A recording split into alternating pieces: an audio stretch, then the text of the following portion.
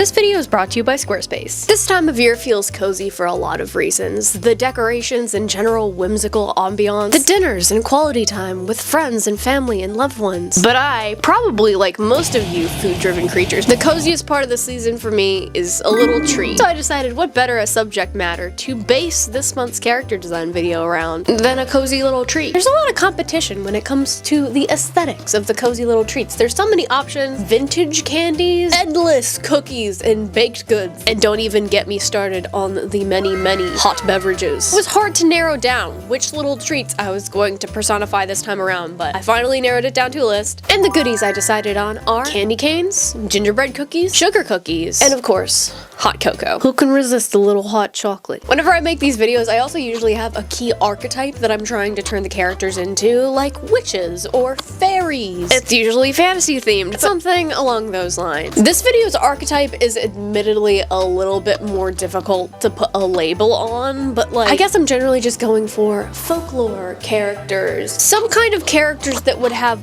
lore in a fictionalized whimsical holiday culture. So as usual, I've been scouring Pinterest in an effort to make mood boards for all of my characters to kind of narrow down some visual aesthetics that I want to go for each theme, but I still have a lot of work to do for building those. So to begin our design process, I'm going to start narrowing things down a little bit more with some thumbnails.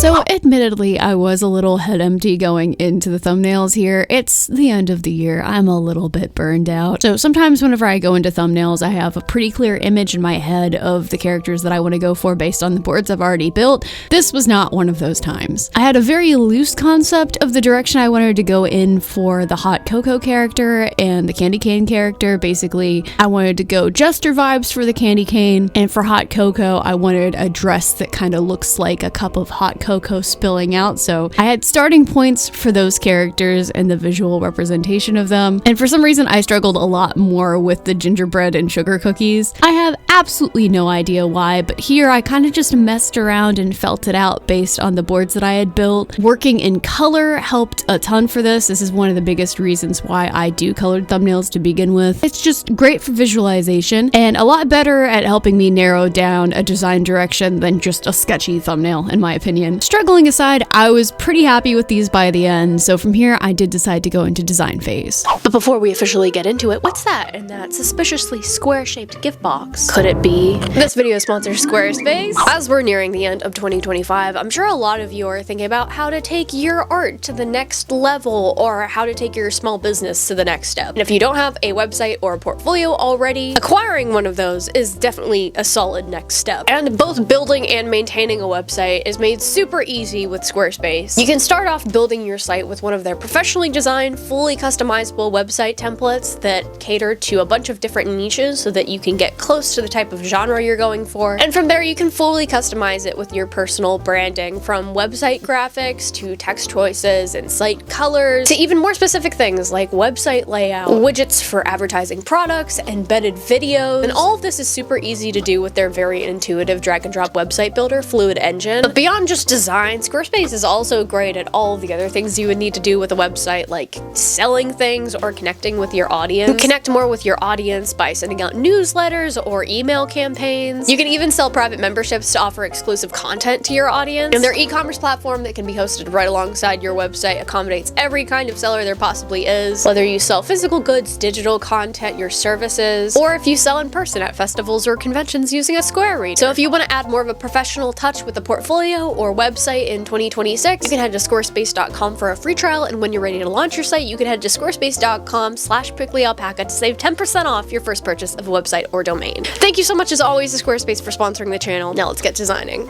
So starting off with candy cane, like I said, I kind of dove right into the illustration with these, but at least with these first few, I began at the place that you generally should when doing any kind of character design, and that is with some kind of base story. So I decided I wanted to give this character jester vibes because, one, I think it's very whimsical. It kind of matches like the Nutcracker ballet Dickensian aesthetic that comes to mind at Christmas time, and also because I wanted this character to have kind of a mischievous trickster kind of role in their lore. Again, with these characters, I wanted to lean into my usual fantasy aesthetic, but evoking more of like a Christmas or Yule folktale feel with the direction of their aesthetic and backstory. And since I feel like so many Christmas folktales have to do with naughty, impetuous children and cautionary tales about creepy things in the woods, Candy Cane's lore should definitely lean in that direction. So I didn't want it to lean totally into the spooky scary for this one, because that's not exactly the vibes that I get from a candy cane, but more so into just the weird and mysterious, because I feel like that is also most evocative of like a lot of the old Christmas fairy tales that we have. My inspiration for this character mostly came from my personal opinion of candy canes and like peppermint flavored things in general, which is very positive. I love a candy cane, I always have. And also the personal opinion of the modern children based on an informal survey of my partner's nieces and nephews.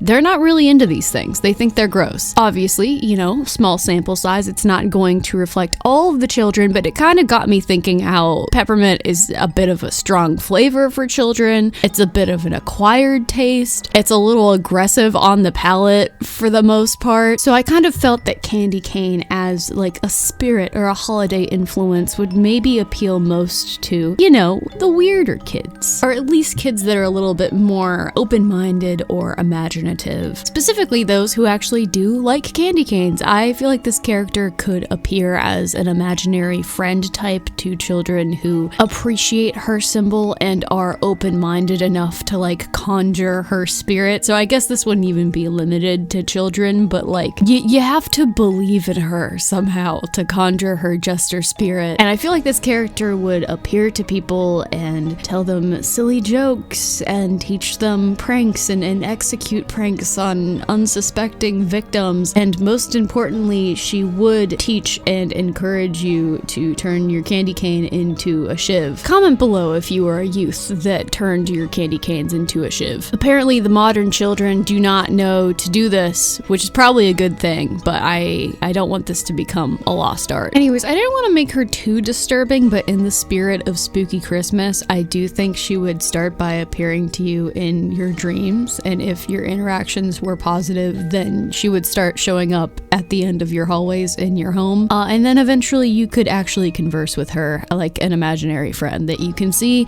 no one else can, and everyone else, they're gonna think that's pretty weird. But that's their loss, because you have a peppermint clown friend. So design-wise with her, I feel like some people might go in the direction of, you know, something a little bit more elegant, kind of playing more on the flavor of peppermint, being like very fresh and a little bit refined. It's also a bit of like an older Christmas icon, so I feel like, you know, I feel like you could get a bit of a sophisticated design out of this one, but I look at it and I just full on, I see clown.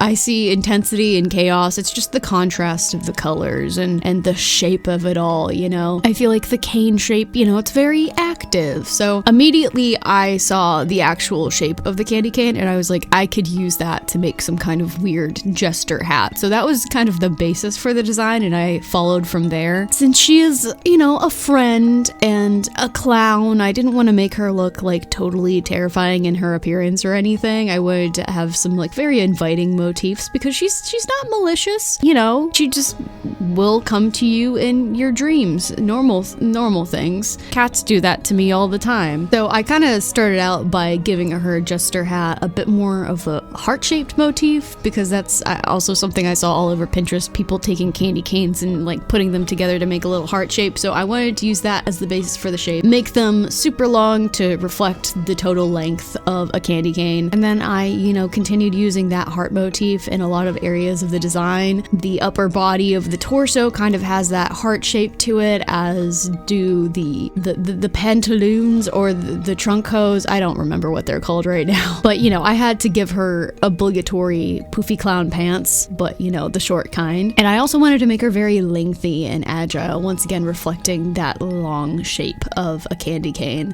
Since little peppermint candies are also very popular during the holiday season, I wanted to integrate their coloration and shape a little bit into the design, so I basically made her puffy sleeves one giant peppermint candy. I also repeated that pattern on like the chest area of her blouse. I also made the little bottom poofs of the jester hat little peppermint candies, and of course I repeated the candy cane striping on the jester hat and a little bit more on the bottom of the tights. And from there I mostly rounded out the outfit by giving it, you know, some clown accessories. I gave her a ruff, some poofy sleeve cuffs, a little corset, some lacing and bows on the tights, and because she is of course a candy cane spirit and also you know, a proponent of sharpening your candy cane into a shiv, I gave her a giant candy cane staff with a sharpened tip, not concerning at all. And I also gave her a bit of like a ballet point shoe situation, but I took the point shoe terminology very literally and also made it resemble a candy cane shiv. And with that is our candy cane girl design finished. Please comment below if you would become a proxy for the candy cane spirit. You know, yeah, it's like a Slender Man thing. So next we have hot chocolate, and I would say this is probably my personal favorite from the list, although all of these are definitely treats that I absolutely love. But I am definitely a big time hot beverage girly. I'm a stereotypical coffee addict, so I feel like hot chocolate is about the closest you can get to that for like holiday beverage that isn't infused with, you know, caffeinated chaos. Since cocoa is so warm and cozy and typically a beverage I consume like at night whenever I'm watching like my little cozy show, even though it does have trace amounts of caffeine in it, I associate it with like sleepy time and cozy warmth and, you know, more of a overall peaceful energy, especially compared to our previous candy cane character. So I kind of wanted to associate this character with a legend around warmth and sleep and relaxation. In nature, the wintertime is associated with hibernation after all, so I kind of wanted to make her a harbinger of a sweet little hibernation beverage. Also, normalize referring to yourself as the harbinger of things. If you make chili for someone, you don't make chili for someone. You are the harbinger of chili. Anyways, I wanted this character's lore to be more of like a comforting, relaxing force, something to bring some like peace into the end of the year for those who are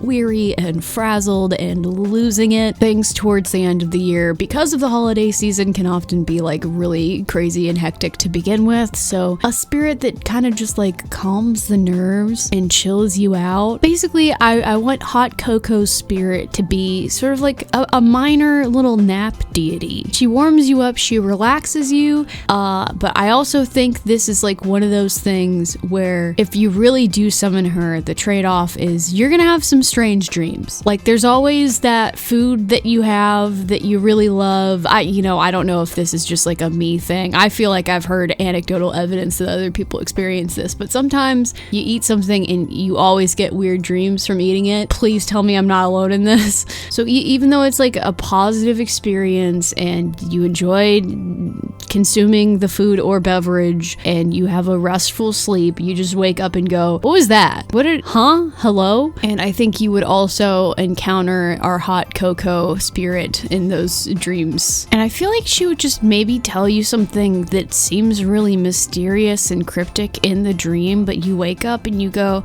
you know, actually that applies to my life in some way. And it silver lines my situation, and now I am calmer and more rested for it. I think she would also be summoned by just general stress, like the most stressed amongst us who are trying just our darndest to have a cozy little evening and just chill out a little bit. That's what summons her.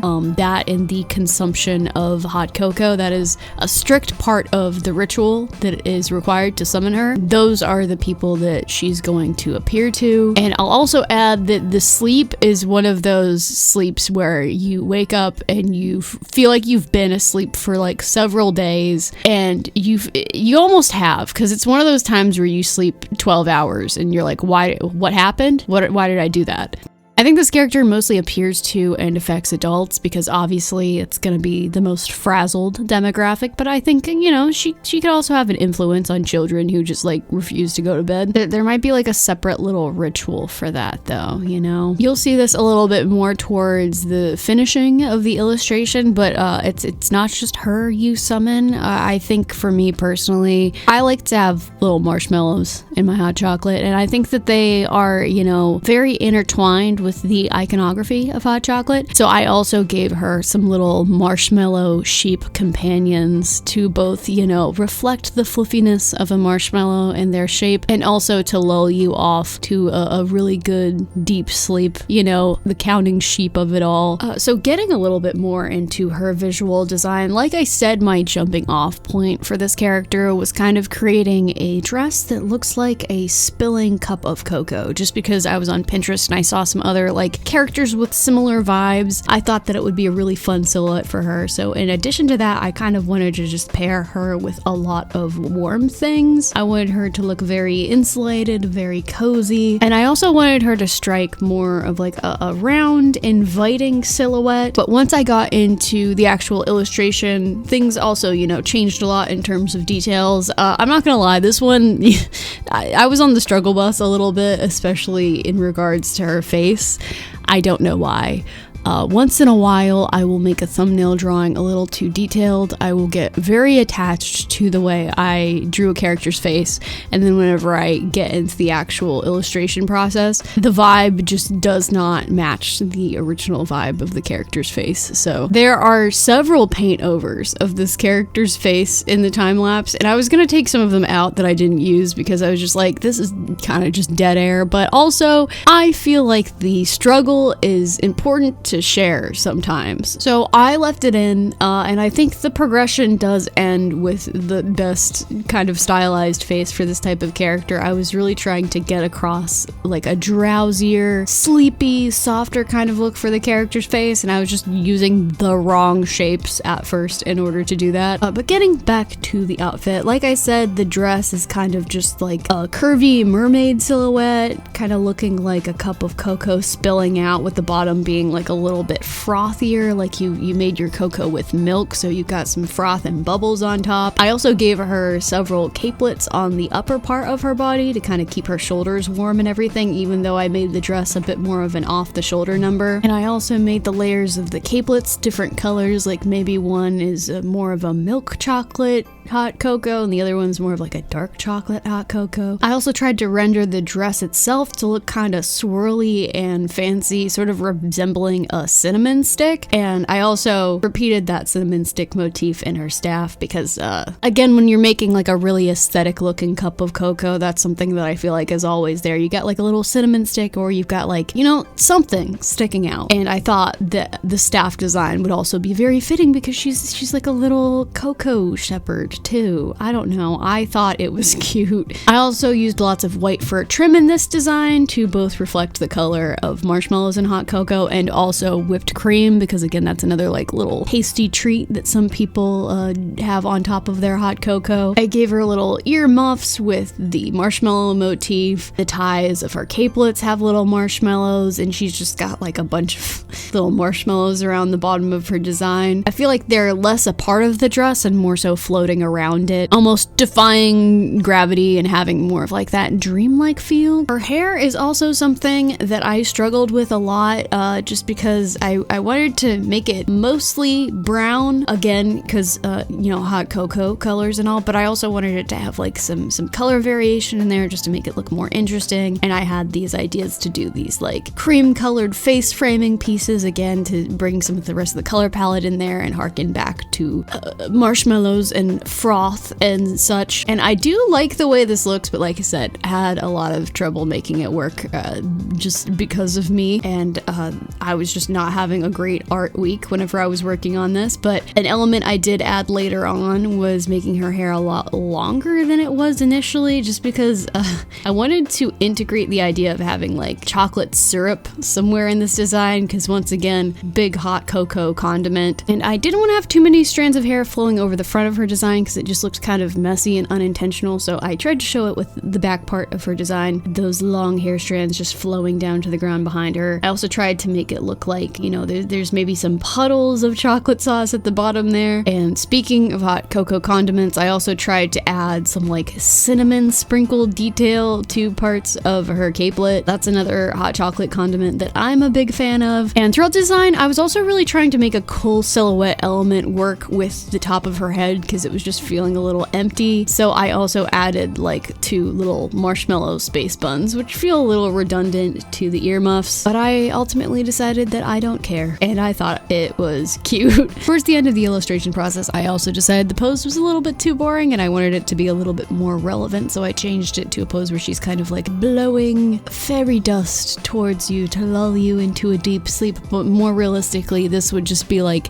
instant hot cocoa powder. Anyways, that is our hot chocolate girl finished. This also makes me want to make little marshmallow sheep out of jumbo marshmallows and Hershey's Kisses. That is just an open concept that I am putting out there. I will share on my Instagram story if I try that. So next up we have Sugar Cookie, and I admit this is probably the character that gave me the most trouble in nailing down an aesthetic for, just because sugar cookies can be decorated any kind of way, and I sure was not going to make this character's color scheme just beige. We have enough of that in the world right now. So since so many of the sugar cookies that I was finding on Pinterest were decorated in like a super cute pastel Christmas sort of like snowflake themes, decorated to look like cute little pastel vintage ornaments or stars or winter trees, for this one I wanted to lean into like more of a Nutcracker ballet inspired character, which eventually led me to the idea of making her more of a little fairy. So for her lore, since this character is based around sugar cookies, pretty much the most universally palatable cookie, especially for like children, I definitely thought this spirit would be one that appeals more to children in general, or I guess affects them more in like the magic of this universe. I think the lore for her would be very simple. She just spreads joy and energy and basically a sugar high during the holiday season when children are consuming way too many sugar cookies, and she does cause people to just be very jovial and happy and very amicable, but she does also thrust your children into a relentless sugar high that is probably just impossible to deal with. That's a tough one. I think her intentions are very pure. She just, you know, she wants to make the kids happy and just give them some cookies. At the heart of it, her motives are very much the same as your average grandmother, but she doesn't have limitations on this. And when she is summoned, she will continue to provide cookies for your children without limitations. It's not a good idea, but she means well. I think this character is also unfortunately responsible for many stomach aches and dental visits following the holiday festivities. You know, not the worst consequences, but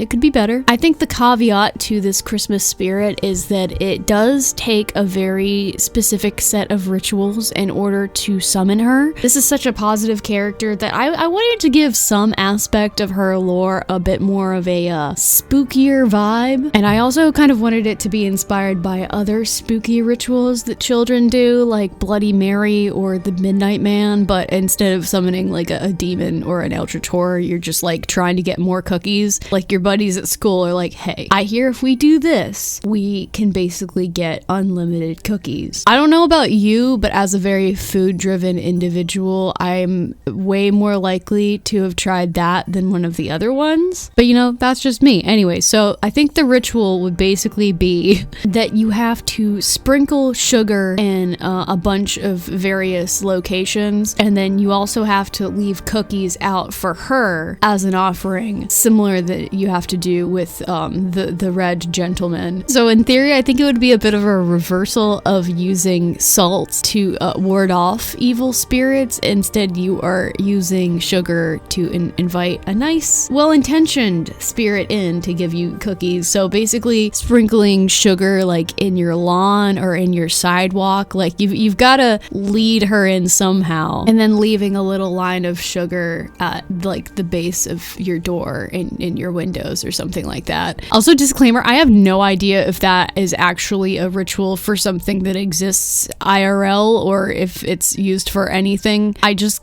came up with that now.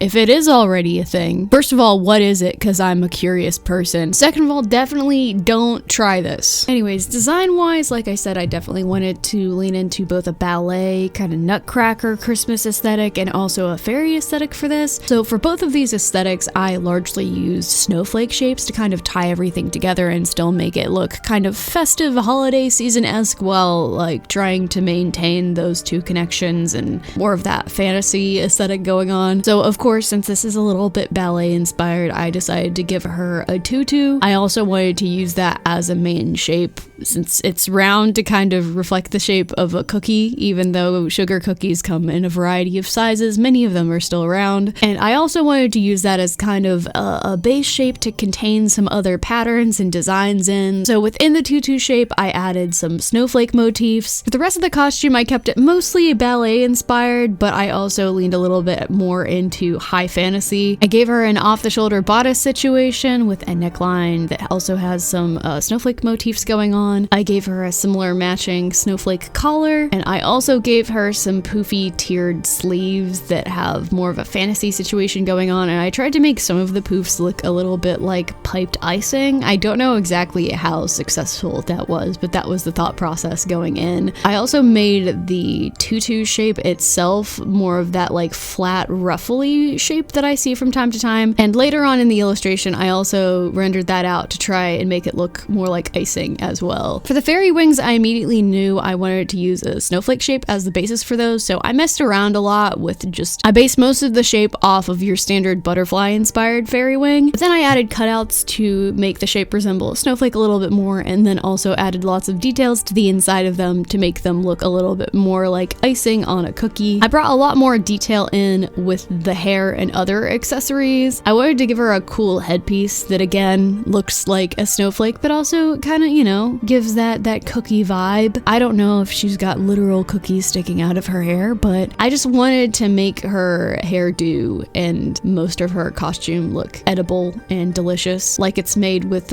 royal icing or something like that. So in addition to the snowflake part of the headpiece, I wanted to bring cookies into the design in a more literal sense, so I added some literal sugar cookie shapes hanging off of the headpiece as well. And to add a little bit more detail and maximalism to the rest of the design, I also added some sugar cookie chains hanging off of her waist and also the bottom of the tutu. I just wanted this design to look kind of overloaded and sickeningly sweet. That's sort of what my mind goes to when I think of a sugar cookie, because I feel like they're also a little bit more about decoration than they are about a culinary experience. I also gave the character some snowflake inspired heels that I imagine also would like maybe be the texture of some icing. Again, just trying to make her look tasty. And to accessorize her design, I also gave her a sugar wand that I imagine she would use to do sugar magic of some kind. I don't exactly know. I think that she probably uses this to conjure sweets, make them show up on the tables in people's houses or something like that. And I do think her magic would look like powdered sugar. As you can probably tell, this illustration process was also a little bit chaotic. I still struggle to create contrast and like clear visual shapes whenever I'm working with a pastel palette because it is inherently a bit more low contrast. And if you add a lot of shadows and render it more, it does take away a little bit from the pastel effect of the color palette. So I struggled with that throughout this process. I used the color levels and saturation and brightness adjustments in this a lot, which did help. I think by the end I was somewhat successful, although I think I lost a little bit of the pastel effect, but it's okay. By the end of the illustration, I also decided the character's expression was just like a little bit too peaceful for my taste. I wanted her to look a little bit more excited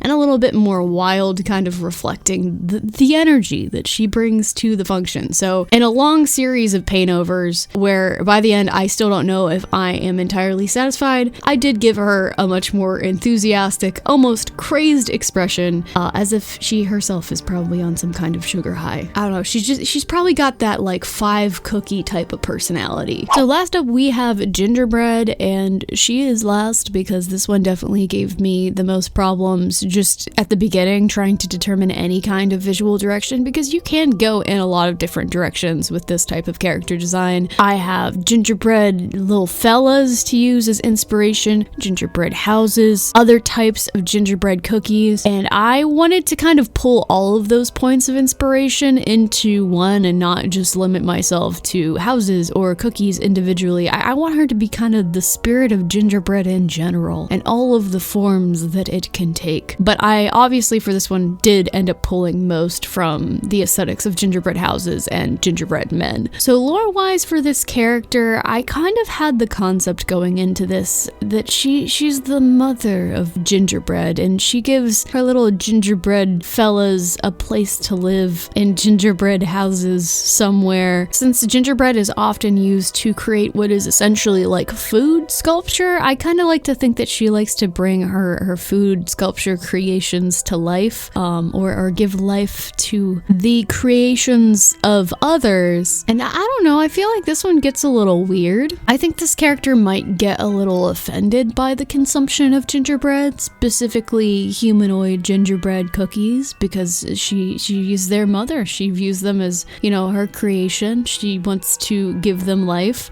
And you know, this might feel unreasonable, seeing as how it is food that other people made, but vengeful spirits don't really care if something is unreasonable. I think the spirit is summoned during periods of high gingerbread consumption, like the holidays. And I think she is specifically summoned to households with especially irreverent gingerbread cookie consumption, because she wants to save them. She wants to animate them, bring them to life. I think she has like an enchanted gingerbread cottage in the woods where she would like to bring all of her gingerbread children to live. And by irreverent consumption, you know, I mean biting off the heads first, breaking the cookies, destroying the houses. You know, it happens. We've all done some gingerbread cookie cannibalism. I think this saddens her, and she will try to use her magics to animate the other cookies and give them a better life, you know? And I think this process of animating her gingerbread army starts in a small way, you know? You baked gingerbread cookies, you left them in the kitchen, and suddenly they're just showing up in other areas of the house that you didn't move them to, and you go, okay, well maybe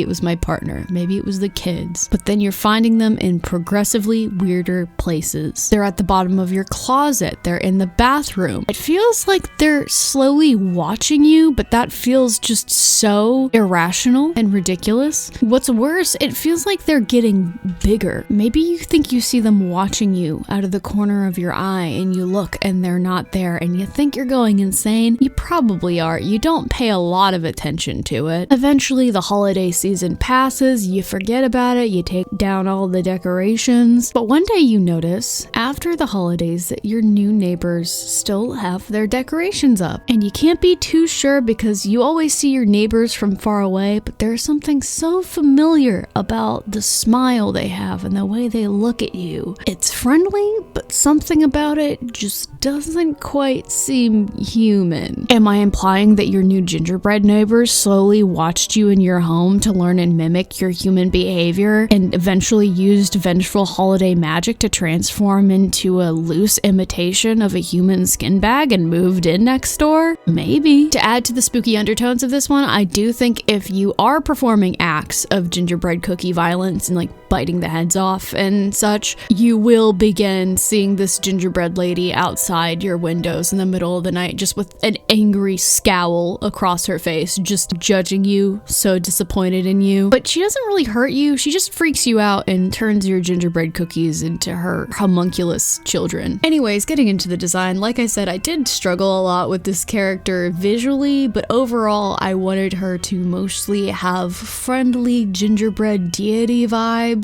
I wanted her to be giving mother of gingerbread. I wanted her to mostly look like a protective saintly figure, but I also wanted her design to be giving slight Tudor ghost vibes. Like, I think she would still be frightening if you looked outside your window in the middle of the night and just saw her there, just sort of hovering and emanating an otherworldly glow and looking scary and disappointed. So for this one, I kind of settled into a place of trying to make her design a little bit Tudor, medieval inspired, not too anchored in any one time period, but giving it some of those motifs to make it feel a little bit older, more historical. And I also wanted to lean largely into the aesthetics of gingerbread houses themselves. I wanted her to have like a really crazy, bombastic silhouette. Something about that just screams patron saint of something to me. And I think it also makes for a more impactful spirit or ghost or whatever you want to call her. So since, at least to me, architecture, whether gingerbread or otherwise, is a little bit difficult to translate into dress, I struggled a lot with this starting out. I just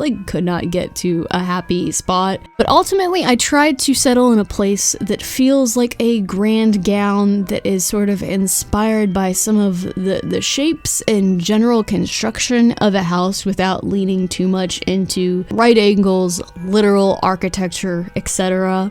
So to lean into that, I kind of tried to construct a tiered skirt that had some tiers that sort of resemble the tiers of a gingerbread house's roof. Gingerbread houses are usually not too complex. Sometimes they can get a little crazy, but for the most part, they're usually a couple of walls, a few windows, and of course they have that slanted gable roof that gives them sort of the iconic shape and some of the icing and fake icicles and things like that coming off the roof. So I largely tried to base the tiers of the skirt around that. I kind of gave her some gable roof panniers at the hips for the skirt, which is admittedly something that was very difficult to make work visually. I still don't know if it entirely works visually in this style, but it definitely kind of is evocative of a gingerbread house's roof in the end. And then I kind of made the tiers of the skirt under that pretty basic, nothing too crazy. I largely wanted to use these to put design elements on, but I did incorporate a couple of little windows in those tiers of the skirt. I also made the skirt kind of an open front situation. That way I could have a little bit more color in there with like a green base dress underneath. And I also made sure to use lots of fur trim in this as well, since having like snow on the gingerbread house roofs is also like a really big motif with the design. To add to the loose Tudor vibes of the design, I gave her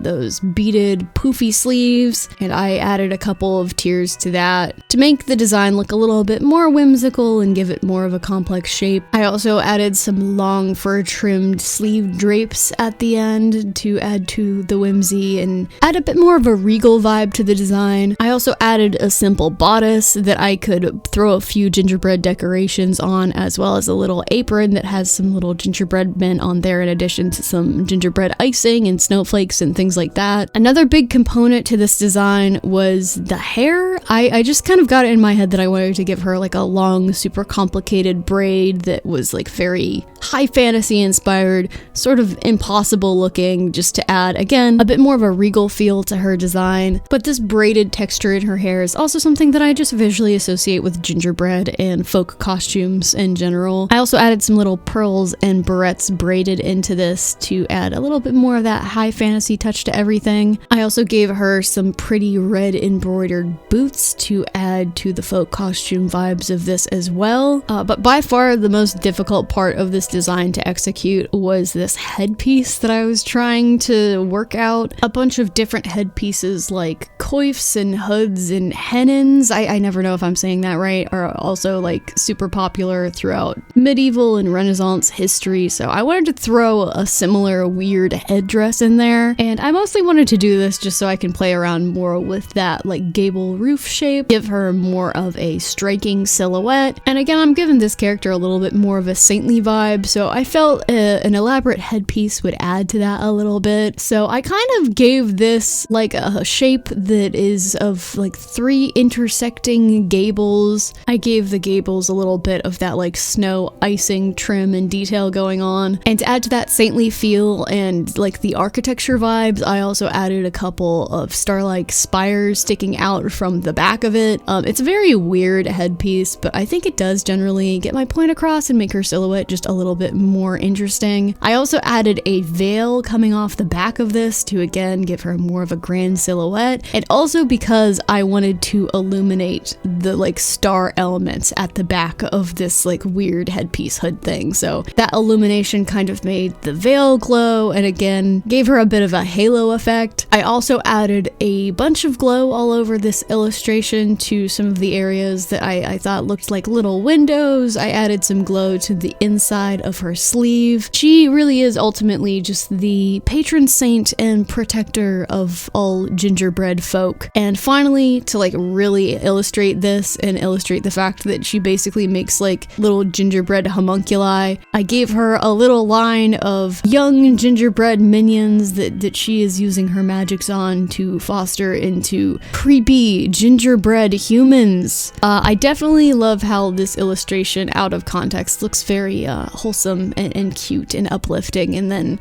you listen to the voiceover and my backstory for it is a little bit more wild. I don't know if this one was too out of pocket, but I enjoy it because I like making weirder backstories for my characters.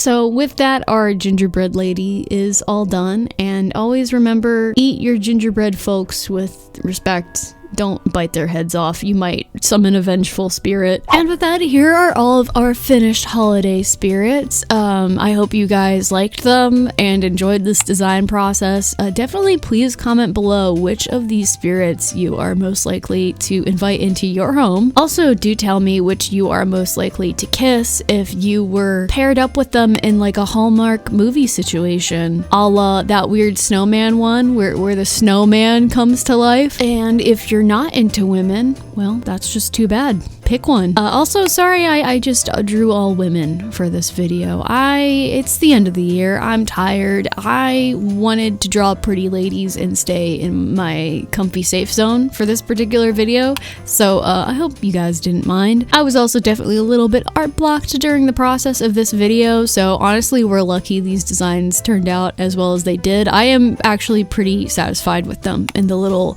silly blurbs I came up with too. This is, of course, the last character design video of the year, so I'm about to get myself a little break to recharge my character designing muscles, so that'll be nice. Please comment below if there's other like character design prompts that you would like me to do. They don't even have to strictly stick to the format that I've been doing for this video. I also even welcome other little art challenges. I kind of want to branch out this next year and do some more variety to prevent myself from getting burned out, so all that is welcome. But this is not my last video of the year. I still have one final art video coming out this year, and that is the annual sketchbook tour, so be on the lookout for that. Hopefully it'll be out sometime within like the next week or two. I'm still polishing it up a little bit, but I'm very excited to share it with you guys, and that'll also mean that I get to start a new sketchbook soon, which is very good because I feel like I've been working in this one for too long. Anyways, tangents aside, thank you guys all so much for watching. I hope you guys are having a safe and cozy holiday season. Thank you so much for watching, especially if you watched till the end of this video. But as always, the biggest thank you for this video and every single one of my videos goes to my patrons, and especially my executive producers. You guys are the cheerful holiday spirits that I would invite into my home. Puddinghead, This Is Exhausting, Eileen, Hestaboom, Doomsday Outlaw, Alfred Nightingale, Ty Bear, Cinderus, Speak of the Devil, Tirotu, Donna Shipley, Mystic, Scribble, Mushroom Sita, Ghastly, Galaxy Stardust, 035, Luxabar, My Name is A, Miss Fenris, Nylon Nom, Cyrus Orion, Jenny Craftsma, I Do TKD, Ren, Band Off the Yellow, Cloud Max, Velly Smelly, Stabby Horse, Kibi Gibis, Cardia X, Christina Kimtia Art, Fiasco, Mossy Raven, Silver, 2 Prism, I'm not saying that name on the internet, ABW Makes, Icegavan, Awendu, Liana, Ermler Jean, Breeza, PNG Not Found, Freedom and Gus Gus, Dodo, Agent Sketchy, Thea Maia, Lovisa, Eloquent Silence, Sushi McNushi, Hypno, Sweet Winter Garden, Gravity Drop, I Hang Out with Cats at Parties, and Bean the Bread.